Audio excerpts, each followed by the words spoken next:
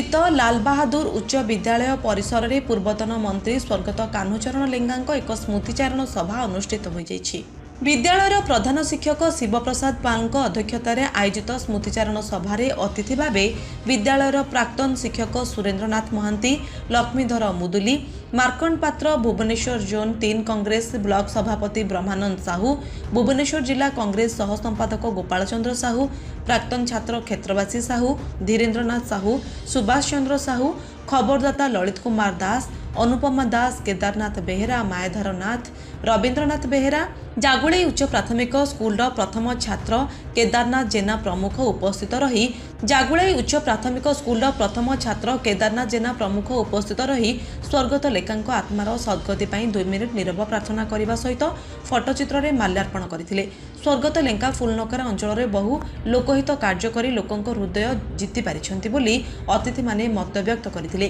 कार्यक्रमटी को विद्यालयर समस्त कर्मचारी परिचालना करथिबा बेले कुनी कुनी छात्र छात्री माने उपस्थित रहिथिले। दिन रे भी जदि चाहि था दे बहुत लोक उपकृत होइतने नखरा ग्रामर एवं जेतल थिले आपण जानिथिबे जेतल थिले हमर रेलवे मिनिस्टर थिले ये गाँव पाई न पाई 30-40 पिला से आज रखी दी थांते पिला भी आज उपकृत होई थांते एवं किछि तांको संगे जो लोक मान थिले नखरा गाँव से जिनस को से करई देलेनी एवं से जिनसटी पलई गला अन्य गाँव से देदेले रेलवे चाकरी ना आज बहुत उपकृत होता रेलवे वाला ये नखरा ग्राम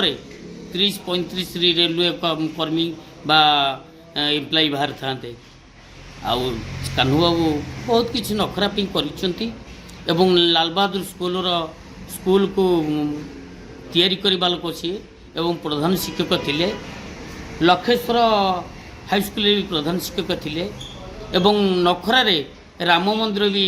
तैयारी कर राम मंदिर मु भी 10 वर्ष धरी मत भी डाकिकी सेक्रेटरी रखते जे मोरी नखरा गाँव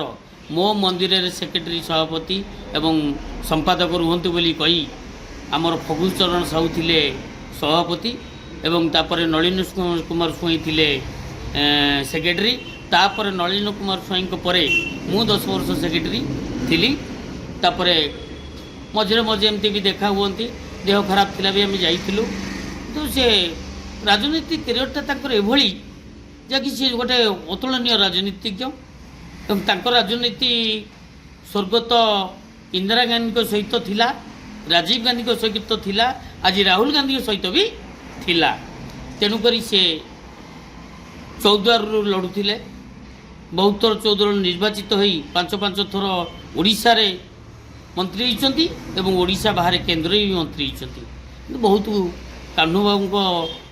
जो जीवन कहानी पत्रिका आपण पढ़ले सब जानीपारे आम तो छोट पिला कौन तक विषय जाचु जिते कांग्रेस कर्मी हिसाब से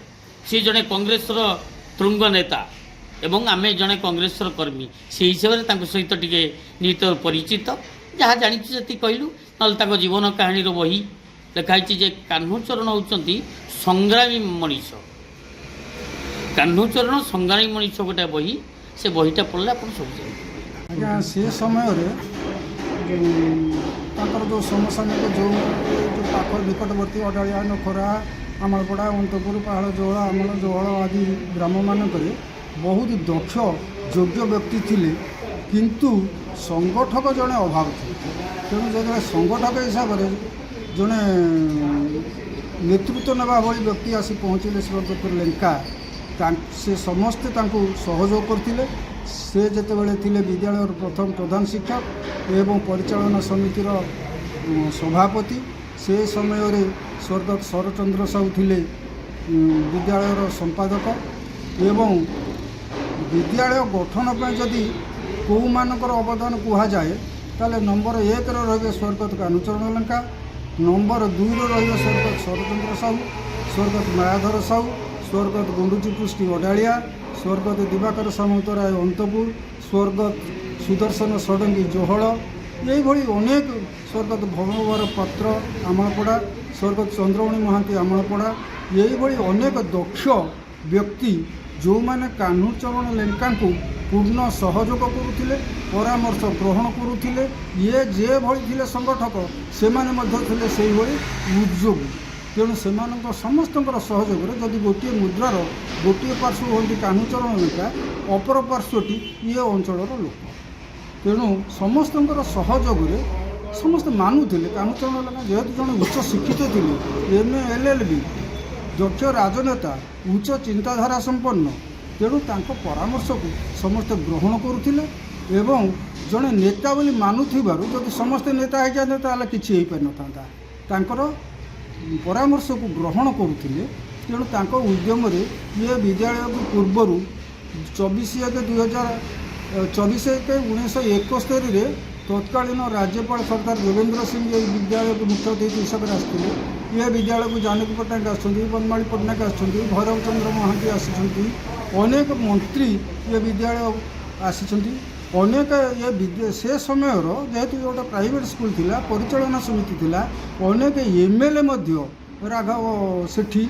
ବସନ୍ତ କୁମାର ବେହେରା, ସୁର ସେଠୀ, ପ୍ରଫୁଲ୍ଲ ଘଡ଼େଇ ଏମାନେ ମଧ୍ୟ ଏ ବିଦ୍ୟାଳୟର ପରିଚାଳନା ସମିତିର ସଦସ୍ୟ ଥିଲେ। ଯେହେତୁ କାହ୍ନୁଚରଣ ଲେଙ୍କା ଭଳି ଜଣେ ଦକ୍ଷ ରାଜନେତା ଥିଲେ ସଭାପତି, ତେଣୁ ତାଙ୍କର ସହଯୋଗରେ ଯଦି କାହ୍ନୁଚରଣ ଲେଙ୍କା